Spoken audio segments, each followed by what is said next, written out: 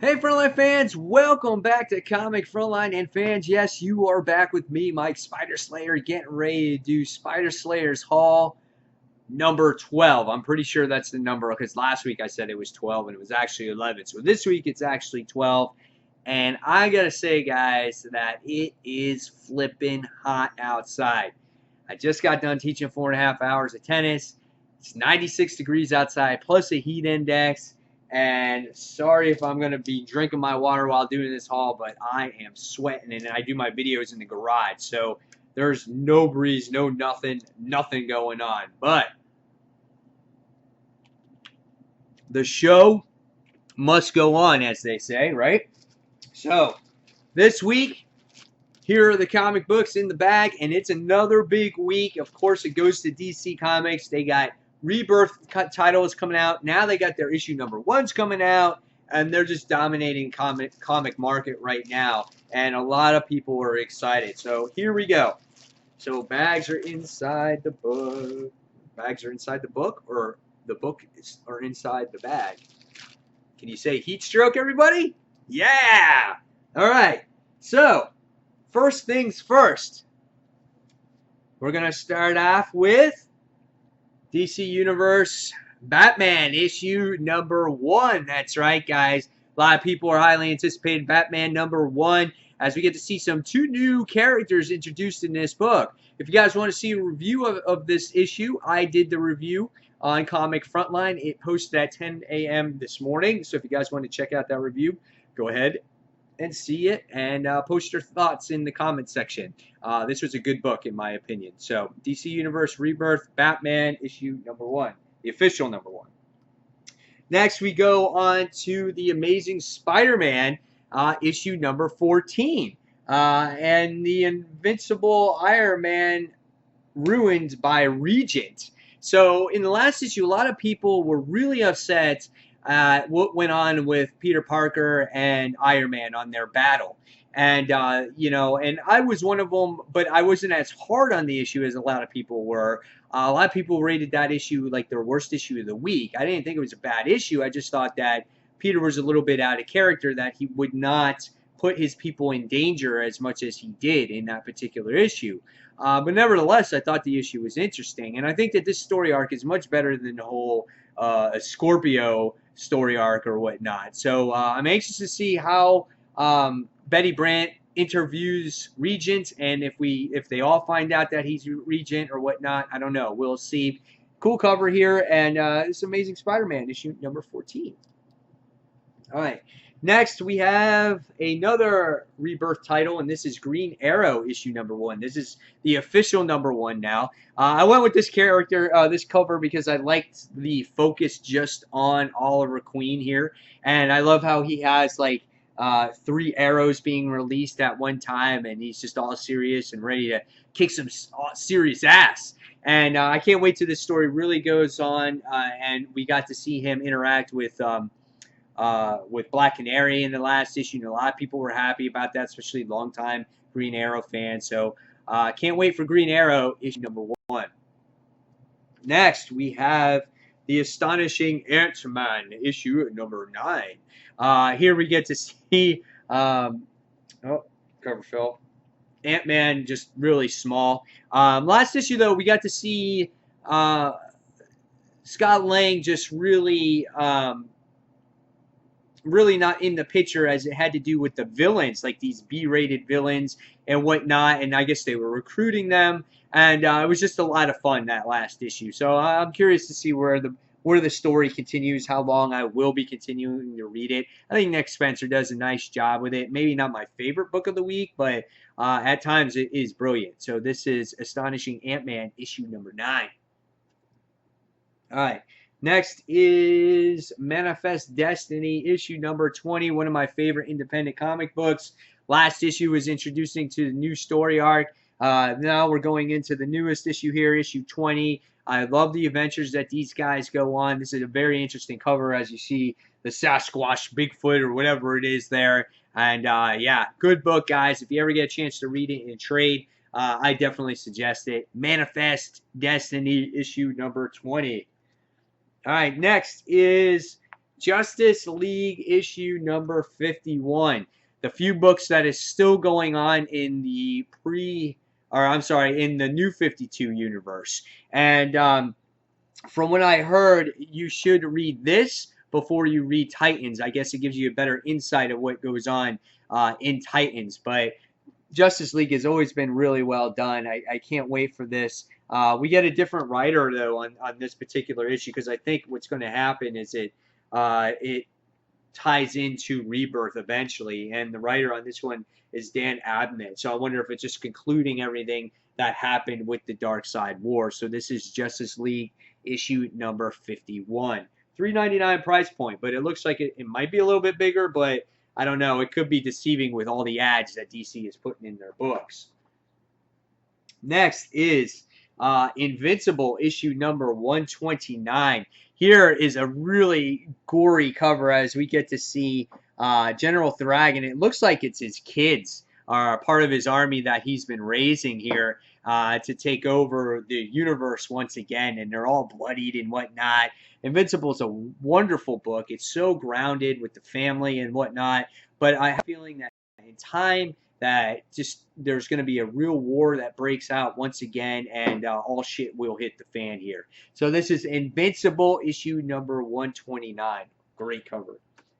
All right, next is a lot of people's most probably anticipated book this week, and this goes to Titans. This is Titans Rebirth issue number 1, and really cool cover as we get to see, what is it? I guess it's Wally here in his new costume, and then we get to see all the other Titans in the background. I'm curious to see if how this ties into Titans Hunt. I think from what I heard, it kind of does, and then it also ties into Justice League, like I just said. But anxiously awaiting this. I know a lot of people can't wait to read this book. We also did a review on all the Rebirth books here on Comic Frontline. So if you guys want to check them out, they're already up. So check out every one, including Titans. So this is Titans Rebirth number 1. Next goes to the second issue of Civil War. That's right, guys. The first issue was just so emotional. Dave Marquez's artwork was just, it captured the reader's eyes. And I really loved that first issue, and the ending just had you going, oh my God, I can't believe that just happened. Not one people, but 2 people dead. Does that hold true? I'm not sure. I think Civil War 2 is kind of getting left in the dust just a little bit because of all the wonderful titles that DC is putting out with Rebirth. But don't be mistaken, guys. That first issue of Civil War was really good.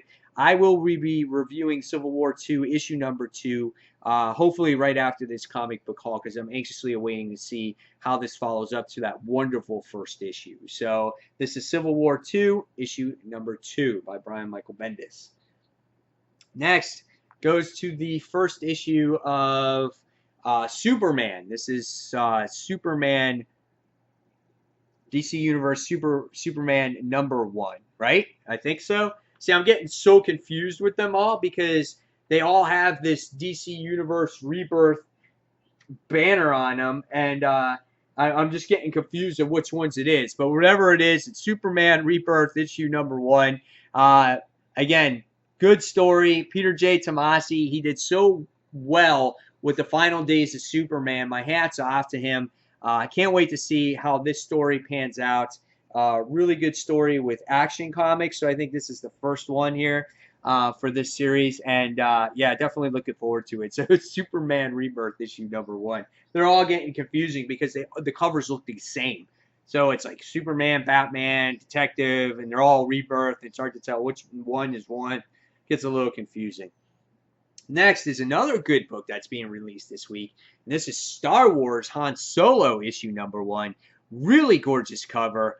Can't wait to see what this has to offer for readers. Han Solo looks just like him. Princess Leia, just like her. Chewbacca right in there. And this is the adventures of Han Solo. I'm not sure where this one actually takes place, but I'm looking forward to it. If you see the artwork in here, Princess Leia looks really gorgeous in here. I love the colors, just firsthand look on this book. Really looking forward to this one. So this is Star Wars Han Solo issue number 1. All right, next talking about another Star Wars book. Star Wars issue number 20, written by Jason Aaron, who's written this book from the very first issue. And this looks like it has to do with another one of Kenobi's journals, which always happens between story arcs. And I'm hoping that we get better artists on the book, especially based off of what happened in the last story arc. And in this one-shot story, we do get a different artist in here. His name is Mike Mayhew.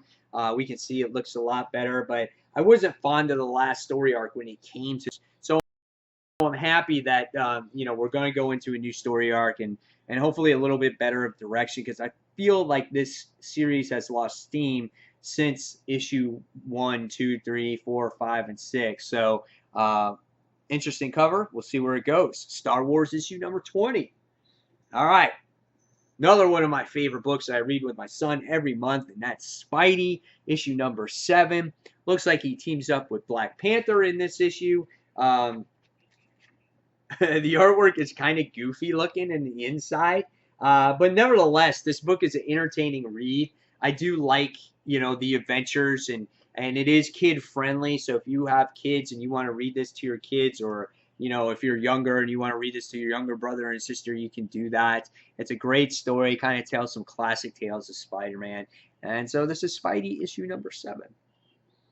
Next is a book that I really enjoyed last time around, and this is issue number 2 of Scooby Apocalypse. I love the great setup that it had to offer for its readers. And in this, hopefully we get to see our heroes get out of that bunker that they were in and start doing some mystery solving and stopping these weird creatures and whatnot. Keith Giffen is the writer here, and the artist is J.M. DeMatteis. And I like the artwork in the book. It just gives like this modern feel to the series, and yeah, it's just a lot of fun. There is a lot of dialogue in it, but again, I feel that it's all set up for things to come. There's definitely creatures in this one, so I'm looking to see some of that action in this book. So this is Scooby Apocalypse issue number 2. It's unfortunate that all the other DC books are $2.99, but this one for some reason is not. It's $3.99. All right. Next from DC Comics we have Poison Ivy issue number 6. This is the conclusion, Cycle Life and Death. This is Showdown with the Grimm. So this is the final showdown. Will Poison Ivy's kids survive, or will they die? They age at a rapid pace. And so when you saw them in the last issue, they were like, 16-year-old girls after like 35 days. How much time has passed in this issue, and now are they old ladies, and are they going to wither and die? That's why I'm really curious. And does this tie into Rebirth at all for the character going forward? This has been a great series. The artwork is absolutely gorgeous. I just love looking at this book. The colors really make it shine, and they really make it pop. Looks like there's a lot of action in this book. I can't wait to read it. So this is Poison Ivy, Cycle Life and Death, issue number 6. All right, next is Nova, issue number 8, Civil War 2 tie-in. We'll see how much this ties into Civil War. If anything that goes on in this book, it's a really gorgeous looking cover. I love Nova sitting there on the moon next to the American flag looking over Earth. I think it's a very peaceful cover, and it's kind of sad because Nova is still searching for his dad. He searched for his dad the entire last volume. He's still searching for his dad now. I think it's a touching story, and I think it's like his never-ending mission to try to find his father. But I would like to see the Nova character go in a much broader direction. Give him some other missions, some other things to do.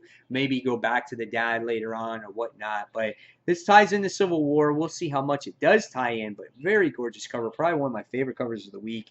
This is Nova issue number 8. All right. Last but not least, guys, we have the official Green Lantern issue number 1. This is Green Lanterns issue 1. Gets the story in motion here when it comes to Simon Baz and Jessica Cruz. The Red Lanterns are the ones that are the antagonists in this book, I think, based off of the cover. hopefully we get to see more character development of these guys. I'm so excited to read all these DC Rebirth titles and get to read the characters, at least more of the characters that you guys all know before the New 52, and hopefully I can relate to you guys a little bit more because I don't know that much about, pre-New 52 DC characters. So I'm hoping to, get back in that, even though these characters alone were introduced in the New 52. So I have some relation there too. So I like how they kind of balance both. So there you guys have it. Hopefully you enjoyed this sweaty hot haul because I feel like I'm sweating like a pig, and you guys can probably see that on the camera. But guys, now it's your turn in the comments below. Keep the discussion going by telling me the comics that you picked up for the week, which ones you're most excited for reading, maybe some that you're not so excited in reading and possibly dropping. Don't forget to check out all the other Comic Frontliners reviews, especially the DC Rebirth ones. And fans, as always, thank you for watching Comic Frontline. Until that next comic book review, this is Mike Spider Slayer signing off, and this has been Spider Slayer's Haul, episode number 12. Take care, guys. See you soon. Bye.